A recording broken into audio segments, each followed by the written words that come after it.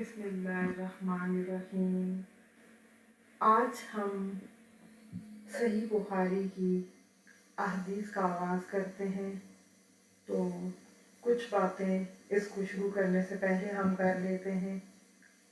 सही बुखारी में सबसे पहले इमाम बुखारी ने किताब बदअल वही के नाम से वही के बयान में ये बाब कायम किया है। तो उन्होंने सबसे पहले जो है वही, नुज़ूल वही, कैफियत वही, फिर वही की अक़साम, फिर आखिर में उन्होंने वो हदीस बयान की जिसमें जिस शख्स पर, जिस हस्ती पर वही आती थी उसकी सिफ़ात बयान की। हम कोशिश करेंगे कि थोड़ा सा हम देख लें कि बुखारी की जमा और तरतीब क्या है।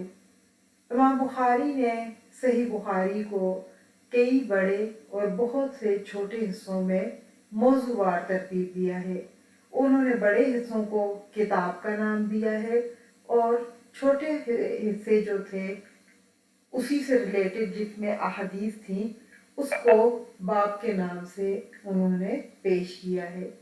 बड़े मौज़ूआत मसलन किताबुल ईमान, किताबुल इल्म, किताबुल वुज़ू, किताबुल गुस्ल, किताबुल सलात, किताबुल आज़ान, किताबुल ईदैन, किताबुल ज़कात, किताबुल हज, किताबुल एतकाफ़, बहरहाल इस तरह जितने बड़े टॉपिक थे उसको उन्होंने किताब का नाम देकर और उसके अंदर मज़ीद जैसे अगर नमाज है सलात तो फिर सलात के टाइमिंग क्या होंगी उसको वो फिर आगे बाब में लेकर आए।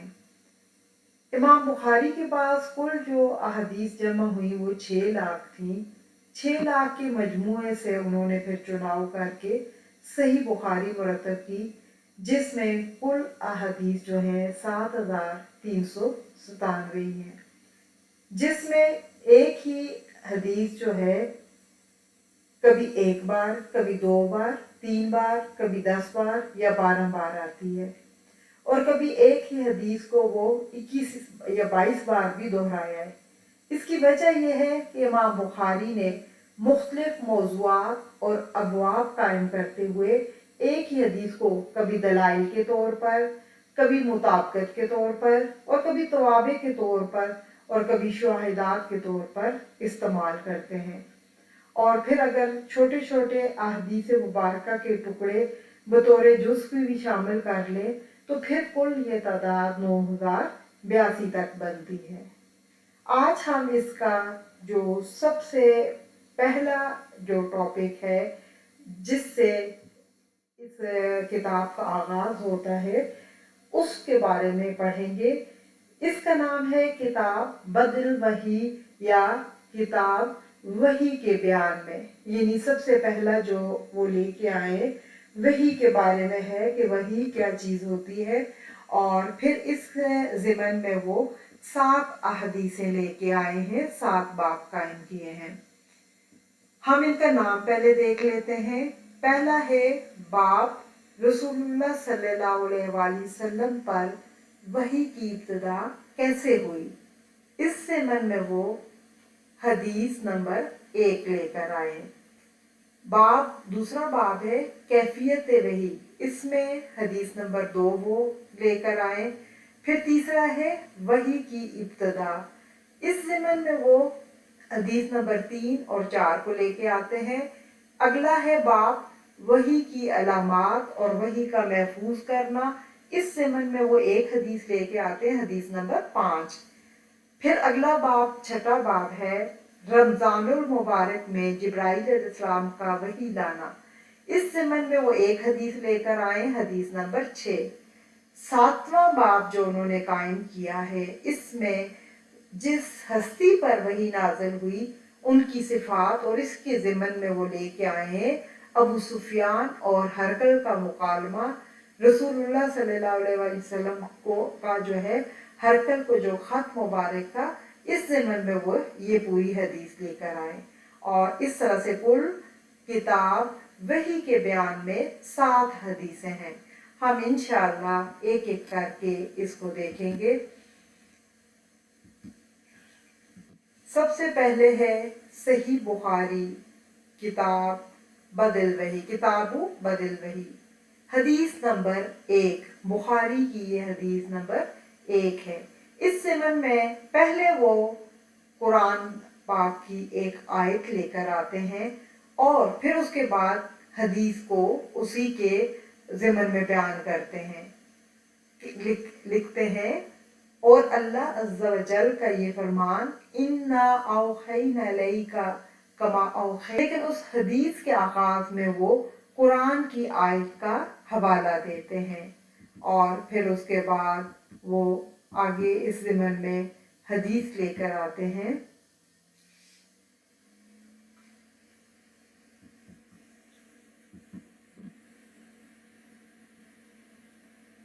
अब हदीस स्टार्ट होती है। हदीस नंबर 1 है, हमको हमेदी ने ये हदीस बयान की। उन्होंने कहा कि हमको सुफियान ने ये हदीस बयान की। वो कहते हैं हमको यहया बिन सईद अंसारी ने ये हदीस बयान की। उन्होंने कहा कि मुझे ये हदीस मोहम्मद बिन इब्राहिम तैमी से हासिल हुई। उन्होंने इस हदीस को अलकमा बिन वकास लेसी से सुना। उनका बयान है कि मैंने मस्जिद नबवी में मिंबर रसूल सल्लल्लाहु अलैहि वसल्लम पर उमर बिन खत्ताब रज़ी अल्लाह ताला अन्हो की ज़बान से सुना। वो फरमा रहे थे कि मैंने रसूलुल्लाह सल्लल्लाहु अलैहि वसल्लम से ये सुना।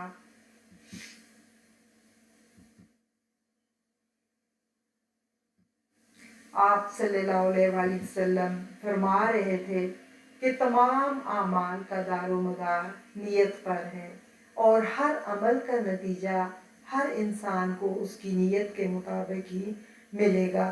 बस जिसने हिजरत तरकी वतन दौलत दुनिया हासिल करने के लिए हो या किसी औरत से शादी की गर्ज से की हो, बस इसकी हिजरत इन्हीं चीज़ों के लिए होगी जिनके हासिल करने की नियत से इसने हिजरत की थी।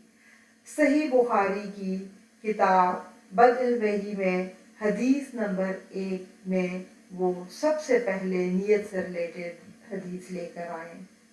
ये थी हदीस नंबर 1। अब बाब नंबर 2 है और इसमें वो एक हदीस लेकर आए। हदीस नंबर 2 बाब है कैफियत वही। अब इसमें वो बयान लिखते हैं, हमको अब्दुल्ला बिन यूसुफ ने हदीस बयान की। उनको मालिक ने हिशाम बिन उर्वा की रवायत से खबर दी। उन्होंने अपने वालिद से नकल की। उन्होंने उम्मुल मोमिनीन आयशा सिद्दीक़ा रज़ियल्लाहु ताला अन्हा से नकल की। आप सल्लल्लाहु अलैहि वसल्लम ने फरमाया कि एक शख्स हारिस बिन हिशाम नामी ने नबी करीम सल्लल्लाहु अलैहि वसल्लम से सवाल किया था, या रसूलुल्लाह, आप पर वही कैसे नाज़िल होती है? आप सल्लल्लाहु अलैहि वसल्लम ने फरमाया कि वही नाज़िल होते वक्त कभी मुझे घंटी की सी आवाज़ महसूस होती है और वही की ये कैफियत मुझ पर बहुत शाख गुजरती है। जब ये कैफियत ख़त्म हो जाती है, मेरे दिल और दिमाग पर इस फरिश्ते के ज़रिए नाज़िल शुदा वही महफूज हो जाती है। और कब किसी वक्त ऐसा होता है कि फरिश्ता बशक्ल इंसान मेरे पास आता है और मुझसे कलाम करता है, बस मैं इसका कहा हुआ याद रख लेता हूँ। आयशा रज़ियल्लाहु ताला अन्हा का बयान है कि मैंने सख्त कड़ाके की सर्दी में नबी करीम सल्लल्लाहु अलैहि वसल्लम को देखा है कि आप वसल्लम पर वही नाज़िल हुई और जब इस का सिलसिला मौकूफ़ हुआ तो आप वसल्लम की पेशानी पसीने से शराबोर थी। सही बुखारी हदीस नंबर 2।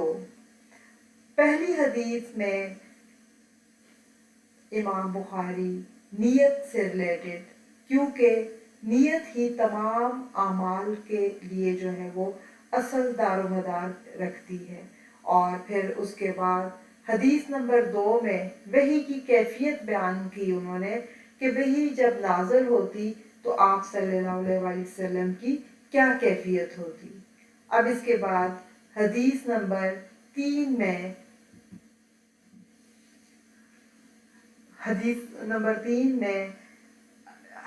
امام بخاری لکھتے ہیں ہم کو یحییٰ بن بکیر نے یہ حدیث بیان کی، وہ کہتے ہیں کہ اس حدیث کی ہم کو لیث نے خبر دی۔ لیث عقیل سے روایت کرتے ہیں، عقیل ابن شہاب سے اور عروہ بن زبیر سے، وہ ام المومنین عائشہ رضی اللہ تعالیٰ عنہا سے نقل کرتے ہیں کہ انہوں نے بتلایا کہ نبی کریم صلی اللہ علیہ وآلہ وسلم پر وحی کا ابتدائی دور اچھے پاکیزہ خوابوں سے شروع ہوا۔ آپ صلی اللہ علیہ وسلم خواب میں جو کچھ دیکھتے وہ صبح کی روشنی کی طرح صحیح اور سچا ثابت ہوتا۔ پھر من جانب قدرت آپ صلی اللہ علیہ وسلم تنہائی پسند ہو گئے اور آپ صلی اللہ علیہ وسلم نے غار حرا میں خلوت نشینی اختیار فرمائی اور کئی دن اور رات وہاں مسلسل عبادت اور یاد الہی اور ذکر و فکر میں مشغول رہتے۔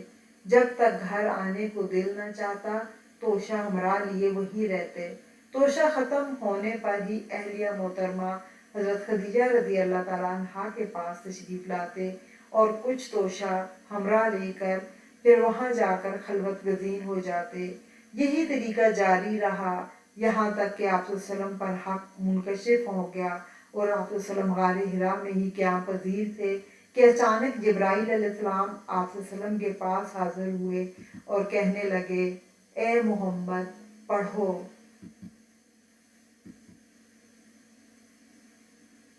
آپ صلی اللہ علیہ وسلم فرماتے ہیں کہ میں نے کہا کہ میں پڑھنا نہیں جانتا۔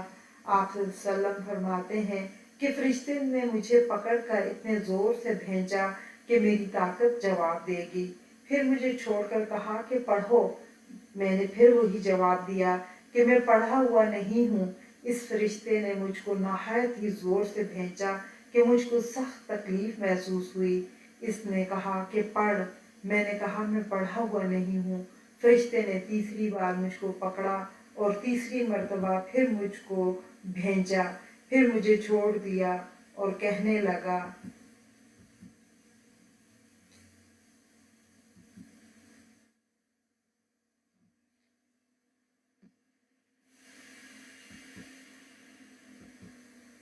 کہ پڑھو اپنے رب کے نام کی مدد سے جس نے پیدا کیا اور انسان کو خون کی پھٹکی سے بنایا۔ پڑھو اور آپ کا رب بہت ہی مہربانیاں کرنے والا ہے۔ بس یہی آیتیں آپ صلی اللہ علیہ وآلہ وسلم جبرائیل علیہ السلام سے سن کر اس حال میں غار حرا سے واپس ہوئے کہ آپ صلی اللہ علیہ وسلم کا دل اس انوکھے واقعے سے کانپ رہا تھا۔ آپ صلی اللہ علیہ وآلہ وسلم حضرت خدیجہ کے ہاں تشریف لائے اور فرمایا مجھے کمبل اوڑھا دو، مجھے کمبل اوڑھا دو۔ لوگوں نے آپ صلی اللہ علیہ وسلم کو کمبل اوڑھا دیا۔ جب آپ صلی اللہ علیہ وسلم کا ڈر جاتا رہا تو آپ صلی اللہ علیہ وسلم نے اپنی زوجہ محترمہ حضرت خدیجہ رضی اللہ تعالیٰ عنہا کو تفصیل کے ساتھ یہ واقعہ سنایا اور فرمانے لگے کہ مجھے تو اب اپنی جان کا خوف ہو گیا ہے۔ آپ صلی اللہ علیہ وآلہ وسلم کی اہلیہ محترمہ خدیجہ رضی اللہ تعالیٰ عنہ نے آپ صلی اللہ علیہ وسلم کی ڈھارس بندھائی اور کہا کہ آپ کا خیال صحیح نہیں ہے، اللہ کی قسم اللہ آپ کو کبھی رسوا نہیں کرے گا۔ آپ تو اخلاق فاضلہ کے مالک ہیں، آپ تو کنبہ پرور ہیں، بے کسوں کا بوجھ اپنے سر پر رکھ لیتے ہیں، مفلسوں کے لیے آپ کماتے ہیں، مہمان نوازی میں آپ بے مثال ہیں اور مشکل وقت میں آپ امر حق کا ساتھ دیتے ہیں۔ ایسے اوصاف حسنہ والا انسان یوں بے وقت اور ذلت اور خواری کی موت نہیں پا سکتا۔ پھر مزید تسلی کے لیے حضرت خدیجہ رضی اللہ تعالیٰ عنہ آپ صلی اللہ علیہ وسلم کو ورقہ بن نوفل کے پاس لے گئیں جو ان کے چچا زاد بھائی تھے اور زمانہ جاہلیت میں نصرانی مذہب اختیار کر چکے تھے اور عبرانی زبان کے کاتب تھے۔ چنانچہ انجیل کو بھی حسب منشاء خداوندی عبرانی زبان میں لکھا کرتے تھے۔ انجیل کیونکہ سریانی زبان میں نازل ہوئی تھی، پھر اس کا ترجمہ عبرانی زبان میں ہوا۔ ورقہ بن نوفل اسی کو لکھتے تھے۔ وہ بہت بوڑھے ہو گئے تھے، یہاں تک کہ ان کی بینائی بھی رخصت ہو چکی تھی۔ خدیجہ رضی اللہ تعالیٰ عنہا نے ان کے سامنے آپ صلی اللہ علیہ وآلہ وسلم کے حالات بیان کیے اور کہا اے چچا زاد بھائی، اپنے بھتیجے محمد صلی اللہ علیہ وسلم کی زبانی ذرا ان کی کیفیت سن لیجئے۔ وہ بولے کہ بھتیجے آپ نے جو کچھ دیکھا ہے اس کی تفصیل سناؤ۔ چنانچہ آپ صلی اللہ علیہ وسلم نے اول تا آخر پورا واقعہ سنایا، جسے سن کر ورقہ بے اختیار ہو کر بول اٹھے، یہ تو وہی ناموس معزز فرشتہ ہے جسے اللہ نے موسیٰ علیہ السلام پر وحی دے کر بھیجا تھا۔ کاش میں آپ کے اس عہد نبوت کے شروع ہونے پر جوان عمر ہوتا، کاش میں اس وقت تک زندہ رہتا جبکہ آپ کی قوم آپ کو اس شہر سے نکال دے گی۔ رسول اللہ صلی اللہ علیہ وسلم نے یہ سن کر تعجب سے پوچھا، کیا وہ لوگ مجھ کو نکال دیں گے حالانکہ میں تو ان میں صادق اور امین مقبول ہوں؟ ورقہ بولا، ہاں یہ سب کچھ سچ ہے، مگر جو شخص بھی آپ کی طرح امر حق لے کر آیا لوگ اس کے دشمن ہی ہو گئے۔ اگر مجھے آپ کی نبوت کا وہ زمانہ مل جائے تو میں آپ کی پوری مدد کروں گا، مگر ورقہ کچھ دنوں کے بعد انتقال کر گئے۔ پھر کچھ عرصہ تک وحی کی آمد بھی موقوف رہی۔ صحیح بخاری میں حدیث نمبر 3 میں یہ حدیث لے کر امام بخاری آئے ہیں، جس میں وحی کے وقت کیا کیفیت ہوتی تھی آپ صلی اللہ علیہ وسلم کی، وہ بیان کی گئی ہے۔ اس کے بعد ہم دیکھتے ہیں صحیح بخاری میں حدیث نمبر 4، ابن شہاب کہتے ہیں مجھ کو ابو سلمہ بن عبد الرحمن نے جابر بن عبداللہ انصاری رضی اللہ عنہما سے یہ روایت نقل کی کہ آپ صلی اللہ علیہ وسلم نے وحی کے رک جانے کے زمانے کے حالات بیان فرماتے ہوئے کہا کہ ایک روز میں چلا جا رہا تھا کہ اچانک میں نے آسمان کی طرف ایک آواز سنی اور میں نے اپنا سر آسمان کی طرف اٹھایا، کیا دیکھتا ہوں کہ وہی فرشتہ جو میرے پاس غار حرا میں آیا تھا وہ آسمان اور زمین کے بیچ میں کرسی پر بیٹھا ہوا۔ میں اس سے ڈر گیا اور گھر آنے پر میں نے پھر کمبل اوڑھنے کی خواہش ظاہر کی۔ اس وقت اللہ پاک کی طرف سے یہ آیات نازل ہوئیں، یا ایھا المدثر قم فانذر وربک فکبر وثیابک فطہر، اے کمبل اوڑھ کر لیٹنے والے، اٹھ کھڑے ہو جاؤ اور لوگوں کو عذاب الہی سے ڈراؤ اور اپنے رب کی بڑائی بیان کر اور اپنے کپڑوں کو پاک صاف رکھ اور گندگی سے دور رہے۔ اس کے بعد وحی تیزی کے ساتھ پے در پے آنے لگی۔ اس حدیث کو یحییٰ بن بکیر کے علاوہ لیث بن سعد سے عبداللہ بن یوسف اور ابو صالح نے بھی روایت کیا ہے، اور عقیل کے علاوہ زہری سے ہلال بن رداد نے بھی روایت کیا ہے۔ یونس اور معمر نے اپنی روایت میں لفظ فوادہ کی جگہ بوادرہ نقل کیا ہے۔ صحیح بخاری کی حدیث نمبر 4 ہے یہ، اور اس میں جو ہے آپ صلی اللہ علیہ وسلم کی کیفیت بتائی گئی ہے کہ وحی کے نزول کے وقت وہ کس طرح سے کانپنے لگے اور کس طرح سے انہوں نے جسم جو ہے وہ ایسے وہ ان کا وہ سخت گرمی میں بھی ایسے ہو رہا تھا کہ انہوں نے کہا کہ مجھے کمبل اڑا دو، مجھے کمبل اڑا دو، اور اس طرح جو ہے یہ آیات نازل ہوئیں۔ اس کے بعد ہم دیکھتے ہیں حدیث نمبر 5۔